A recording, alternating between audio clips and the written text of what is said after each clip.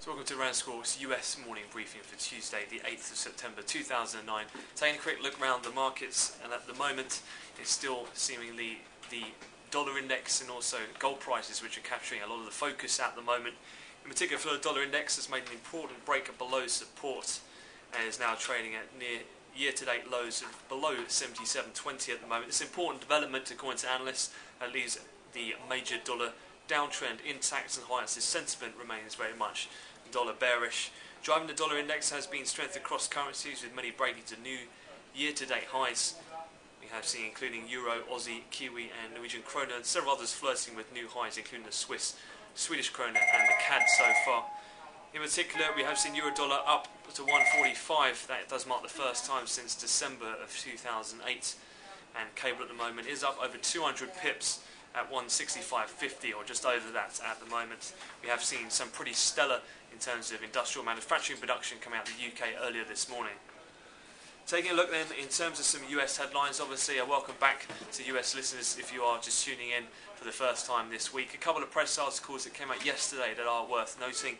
Starting off with the UK's Daily Telegraph, which wrote yesterday the Fed's policy of printing money to buy Treasury debt threatens to set off a serious decline of the dollar and compel China to redesign its foreign policy according to the communist hierarchy. In terms of Fed commentary as well, bit of attention this morning. Honig said over the weekend that the Fed must not leave rates too low. Elsewhere, in terms of the G20 meeting, Anatol Koletsky of the Times newspaper wrote yesterday there was a consensus among central bankers that there was no question of raising rates for at least another year or possibly longer. And on the currency front, note that the UN did say that the dollar's role in international trade should be reduced by establishing a new currency to protect emerging markets from confidence game of financial speculation. In terms of fresh news from the US, we have seen the confidence among US small businesses increased in the month of August. That was for the first time in 3 months, paced by growing optimism over the outlook for the next 6 months.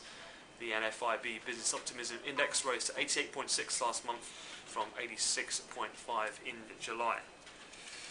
So take a look then at where we stand at the moment.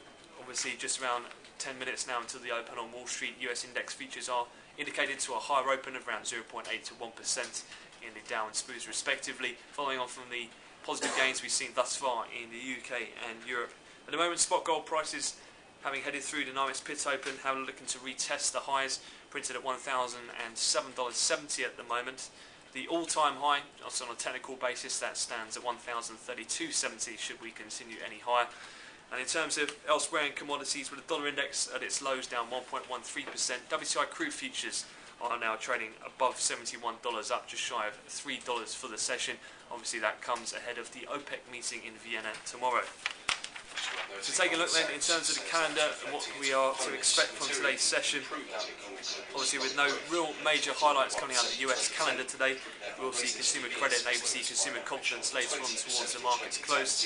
Focus very much will be on reverse auctions. We have both the Bank of England targeting March 2036 DEC 2055 durations, and a Fed outright Treasury coupon purchase March 2016 to August 2019, and then much of the focus will be on the first of the 3 of the week's US auctions today, the $38 billion 3-year notes. That'll be due at 6 London, so that'll be midday in Chicago.